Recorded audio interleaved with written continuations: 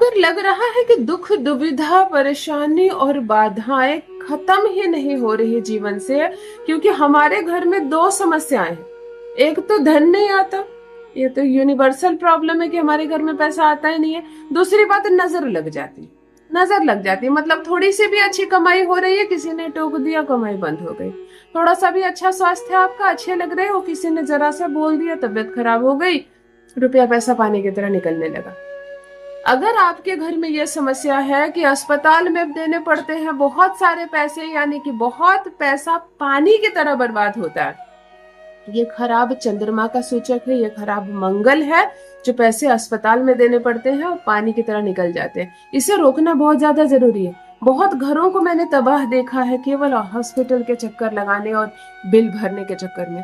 कमाई होती है, नहीं होती ऐसा नहीं है, जितनी कमाई होती है उससे अच्छा खासा जीवन आपका चल जाता, लेकिन जो कमाई होती है उस वो तबाह है, आप अस्पताल के चक्कर काटते। एक बच्चा बीमार पड़ा, हजारों खर्च हो गए, उसको लेकर आए, माँ बीमार हो गई, इसको लेकर गए, दादी बीमार हो गई, है ना, फिर कोई गिर गया, किसी के हाथ टूट गए, कोई मोटरसाइकिल चलाया, पैर टूट गया।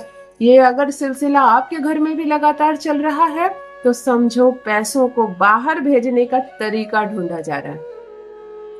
दूसरी बात है, अगर आपके घर के बच्चे बुरी आदत का शिकार हो गए, खूब पैसा उड़ाते हैं, मस्त पैसा उड़ाते हैं, आप महीने का खर्चा जो देते हैं वो एक दिन में खर्च कर देते हैं, आपको लगता है कि दो नुकसान हो रहा है, एक तो धन बर्बाद हो रहा है, पैसे बच नहीं रहे, दूसरा बच्चे बर्बाद हो रहे हैं, तो यह भी एक कुरीति है और यह भी एक अभिशाप ही। अगर आपके घर में यह अभिशाप लग गया ना, घर खाली हो जाएगा। कुबेर का खजाना भी आपने कहीं रखा होगा तो भी ये सारे बच्चे मिलकर ना सारे खर्च कर देंगे, किसी को दे देंगे। बहुत सारे लड़कों को मैंने देखा है घर के जेवर चोरी करके अपनी दोस्त को दे आते हैं, अपनी गर्लफ्रेंड को दे आते हैं। ये कुरीति नहीं तो और क्या है। विवाह हो जाए तो अपनी पत्नी को देना, तब भी चोरी करके मत देना। गर्लफ्रेंड को खुश करने के चक्कर में माँ की ज्वेलरी चुरा लेते हैं। मेरे पास खुद ऐसे क्लाइंट आए हैं जिन्होंने बताया कि हमारे बच्चे ऐसा करते हैं, कोई उपाय बताइए, बच्चा बिल्कुल हाथ से निकल गया।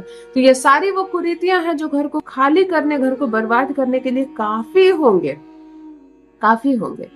तो चलिए, अगर आपके घर में भी इन सारी बाधाओं की वजह से तंगी लगी रहती है, कर्ज है सो है, बच्चे बदतमीज है सो है, कोई चोरी कर रहा है, कोई दूसरों पर खर्च कर रहा है, जो पैसे बच रहे हैं अस्पताल में देने पड़ते हैं, एक बीमार हुआ नहीं दूसरा बीमार पड़ गया और दिमाग बिल्कुल डिस्टर्ब रहता है, तो आज एक उपाय बताने आई हूँ। इस उपाय से सारी प्रॉब्लम सॉल्व हो जाएगी, सारी प्रॉब्लम सॉल्व हो जाएगी, सब कुछ जैसे शांत सा हो जाएगा।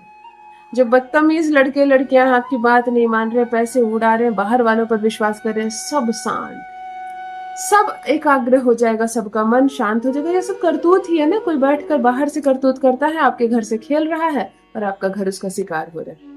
आज एक ऐसा उपाय बता रही हूँ कि अगर कोई करतूत सीख रहा है बाहर, कहीं कोई ऐसी चीज सीख रहा है और आपके घर के परिवार के सदस्य को यूज किया जा रहा है, सबका दिमाग डिस्टर्ब हो रहा है, सब कुरीति की ओर जा रहे हैं, तो ये ठीक हो जाएगा। अगर कुछ चीजें आपके घर तक भेजी गई है, कोई काली शक्ति, कोई नकारात्मक क्रिया, कोई किया कराया काली क्रिया आपके घर तक भेजी गई है, भेजते हैं बहुत लोग, जो चीजें दिखती नहीं है उसको हल्के में नहीं लेना है, भेजते हैं, बहुत लोग भेजते हैं। तो अगर ऐसी कोई चीज आपके घर भेजी गई है तो उसका भी असर खत्म हो जाएगा।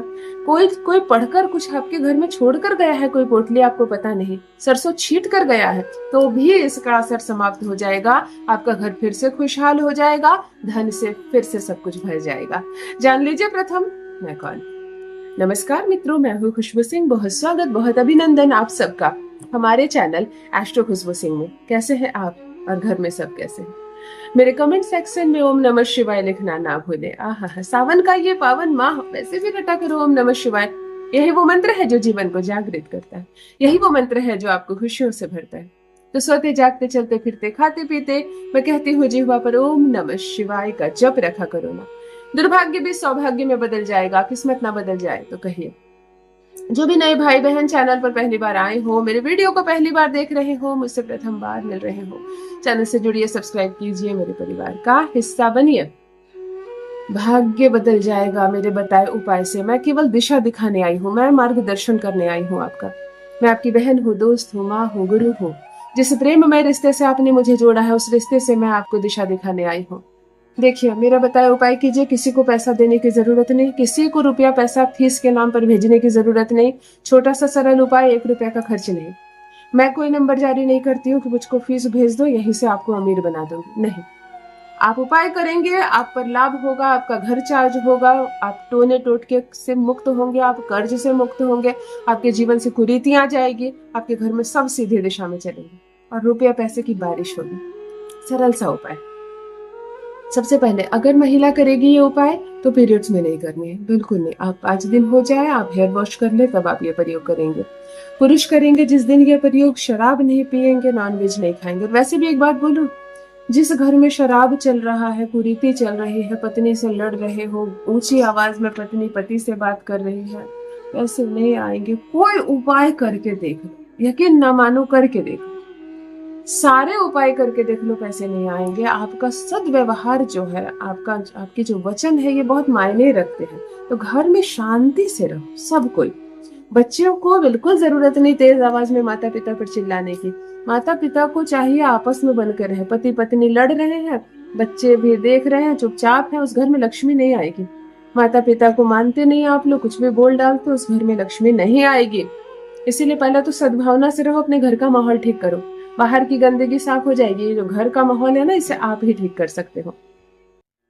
हर कोई पूजा करने की आदत डालो। ऐसा नहीं घर में जो औरतें हैं वो पूजा करेंगी, जो बुजुर्ग हो गए हैं वो पूजा करेंगे। हर कोई पूजा करने की आदत डालो। चाहे 14-15 साल की लड़कियां क्यों ना है आपके घर में, स्कूल क्यों ना जाती हो, उसको भी सप्ताह में एक दिन सही, लेकिन स्नान करके पूजा करने के लिए कहिए हर कोई। तब घर का भाग्य चमकता है। ये प्रैक्टिकल करके मैंने देख लिया है हर घर में। तो सबको अच्छी रीति से जोड़िए, उसके बाद इस उपाय को कीजिए।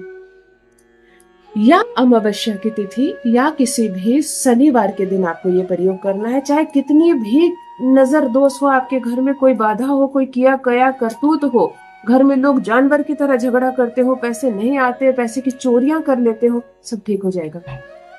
एक लाल कलर का कपड़ा ले और उसमें एक छोटा सा कोयला रख दे। कोयला, पत्थर वाला जो कोयला होता है जिससे चूल्हा जलता था, ले आना कहीं से। ये मत कहना कि कहाँ से लाएंगे, मिल जाएगा। एक छोटा सा कोयला रख दे। मंदिर में अभी भी भट्टियां जलती है, बहुत सारे मंदिर में, वहां भी मिल जाएगी। या किसी होटल में भट्टी वगैरह जलती होगी, वहां भी मिल जाएगी। एक ले आना छोटा सा कोयले का टुकड़ा, और 11 लौंग लेने हैं आपको। इस कोयले के ऊपर 11 लौंग रख देना। एक छोटी सी भीमसेनी कपूर की टिकिया रख देना, जलाना कुछ नहीं है, और इस पोटली को बांध देना।